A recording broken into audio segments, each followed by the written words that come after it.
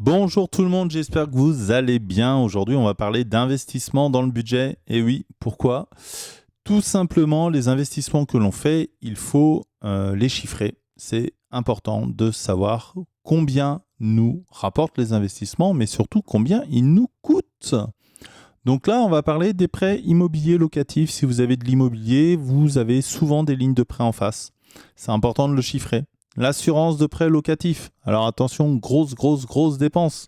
Ça coûte cher l'assurance de prêt. Moi, je vous invite à le renégocier. Je peux le faire pour vous. En général, mes clients gagnent entre 40 et 50% dessus par rapport à ce qu'ils payent à la banque. C'est très rentable. L'assurance propriétaire non occupant. Donc ça, c'est tout simplement, vous avez fait un choix en disant, si j'ai pas de locataire, je suis quand même rémunéré. Ça peut vite coûter cher si vous n'avez pas de locataire. Je préfère vous le dire par contre. Les frais de copropriété, d'entretien, de gestion locative. Grosses dépenses. Souvent, c'est un gouffre financier. Attention à prendre des gens qui sont sérieux. Ne pas hésiter, dès qu'il y a un problème, à le faire remonter. Vous payez, vous êtes client. Vous devez avoir un service de qualité en face. Ça, c'est super important. Et tout ce qui va être les travaux immobiliers locatifs. Donc, c'est pareil. C'est lié à votre logement. Il faut prendre en compte les dépenses, bien les noter, archiver les factures. Pourquoi ? Parce que quand les impôts vont vous les demander, ça va être très important.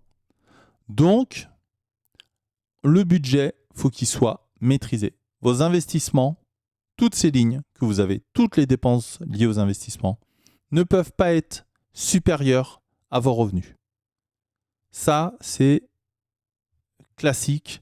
On ne peut pas revenir sur ce point-là. Vos dépenses d'investissement ne peuvent pas être supérieures à vos revenus d'investissement.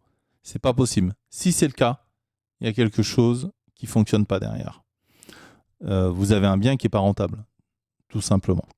Donc, attention, j'investis, oui, mais je fais attention au type d'investissement. Je réfléchis comment j'investis.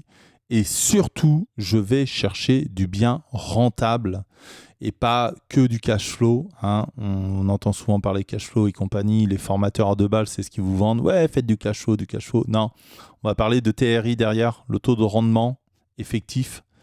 Il y a plusieurs termes qui vont être utilisés. On va parler d'imposition, on va parler d'amortissement, on va parler de plein de choses. Et surtout, la loi va changer. Donc, attention, prenez des biens qui vous rapportent de l'argent et pas forcément qui vous en coûtent seulement. Allez, à bientôt.